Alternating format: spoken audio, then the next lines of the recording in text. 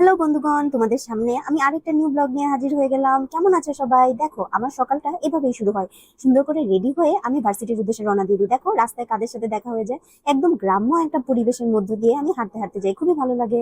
দেখো, আমাদের বাসার সামনে এত সুন্দর একটা খেলার মাঠ হয়েছে। এরপর রিক্সা করে আমি বাস স্ট্যান্ডে চলে যাই। এরপর আমি ঢাকা ইউনিভার্সিটি বাসে বসে যাই। দেখো, তোমাদেরকে আমার মাস্ক পরা ছবি দেখাচ্ছি। বাইরে অনেক ধুলাবালি বন্ধুগণ, এজন্য আমাকে সবসময় মাস্ক পরে থাকতে হয়, যেন আমি ধুলাবালি থেকে নিজেকে প্রোটেক্ট করতে পারি।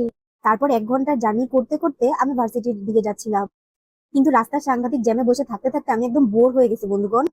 এই জন্য আমি বাসের সিটে বসে বসে একটুখানি ঘুম দিয়ে দিছি। এরপর আমার রাস্তাটা কেটে যায়। এই যে দেখো, আমি শহীদ মিনারে এসে পৌঁছে গেছি। 21শে ফেব্রুয়ারি উপলক্ষে শহীদ মিনারটা অনেক সুন্দর করে সাজানো হয়েছে। এই যে দেখো, রাস্তায় কি সুন্দর আলপনা করা হয়েছে, আমি তোমাদেরকে দেখাইতেছিলাম। বন্ধুরা, আমি আসলে ভুল করে শহীদ মিনারে নেমে গেছিলাম। আমার বিসি চত্বর যাইতে হতো, আমার কতগুলো সিট আছে, ওগুলো ফটোকপি করে দেবো না। এই যে দেখো, শ্যাডোতে চলে আসছি। দেখছো, সারি সারি ফটোকপির দোকান। তুমি ফটোকপি থেকে স্পাইরাল বাইন্ডিং সবকিছু এখানে করতে পারবা। এরপর দেখো, এই যে ক্লাসে এসে একটু শো অফ করলাম বই নিয়ে আর কি। এই অটো রিক্সা ছাড়া আমার জীবনটাই চলে না। এই যে দেখো, অটো রিক্সা বইয়া বইয়া আমি আমার আগের ক্যাম্পাসে চলে যেতেছি। মাঝ রাস্তায় দেখলাম নিউ মার্কেট পুরাটাই ফাঁকা। দেখো, তুমি করে দেখাইতেছি মানুষজন কি ঈদের মার্কেট করতেছে না নাকি। এই যে দেখো, আমার ক্যাম্পাস, আমার অনার্স লাইফে এখানে 4টা বছর কেটে গেছে। তো আমার ক্যাম্পাসের কিছু কাজ সেরা আমি আমার ঢাকা ভার্সিটি বাসে উঠা পড়ি, কারণ বাসায় যেতে হইব তো তাড়াতাড়ি কইরা। যাওয়ার সময় 1 ঘন্টা লাগবো। এলাকা বাসে বসে অনেক বোর হয়ে যেতেছিলাম। এলাকা ভিডিও এডিটিং করা শুরু করে দিলাম। ভিডিও গুলো এডিট করতে করতে কোন সময় যে রাস্তাটা পার হয়ে গেল টেরই পেলাম না।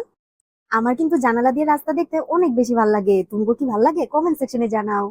তোমাকে মনে প্রশ্ন আসতে পারে আমি কই পড়াশোনা করতেছি। আমি আসলে ঢাকা ভার্সিটিতে মাস্টার্স করতেছি।